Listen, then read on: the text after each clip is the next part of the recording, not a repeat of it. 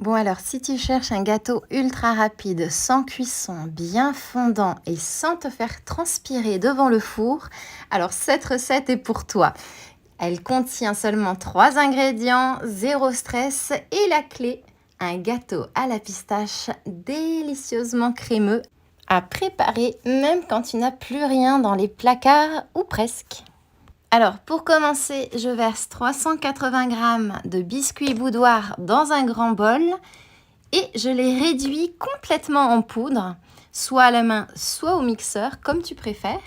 Et si tu n'as pas de boudoir, tu peux aussi utiliser des biscuits sablés, sans gluten, si besoin.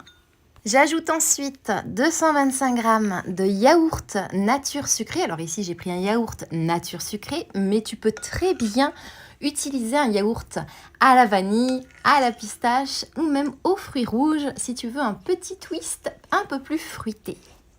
Alors, je commence par mélanger à l'aide d'une cuillère.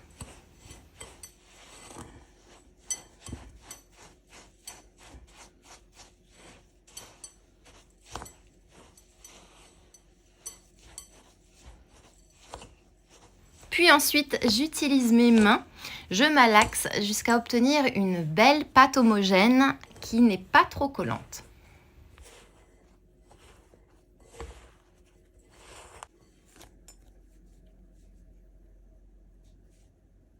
Puis je divise ma pâte en deux à parts égales et la première partie, je l'aplatis au fond d'un moule à tarte ou à gâteau d'un diamètre d'environ 22 à 24 cm de diamètre.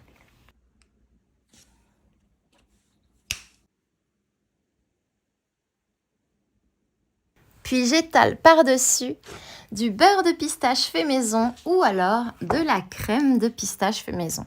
Je t'ai déjà montré la recette sur ma chaîne, c'est tout simple à faire et c'est 1000 fois meilleur que la version industrielle. Tu peux aussi remplacer par une pâte de noisette, un beurre de noisette donc, ou de noix de cajou si tu veux varier. Et enfin, j'aplatis la deuxième moitié de pâte sur le dessus et je scelle bien les bords pour avoir un gâteau bien net. Et surtout, alors mais là c'est complètement facultatif, je saupoudre de sucre glace pour la petite touche finale.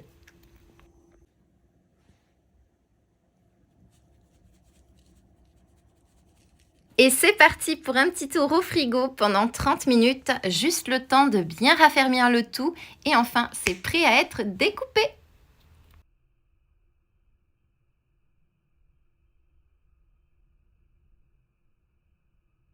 Et voilà!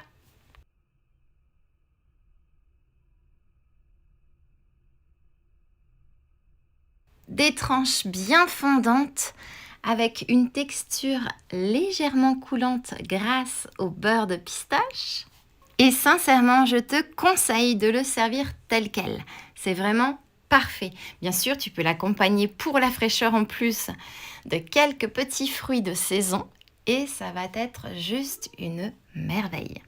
Un dessert express, généreux et sans cuisson. Tu vas voir, une fois que tu l'as goûté, tu le refais encore et encore.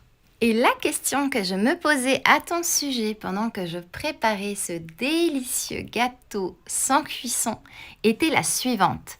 Te souviens-tu de ton tout premier gâteau que tu as préparé quand tu étais enfant ?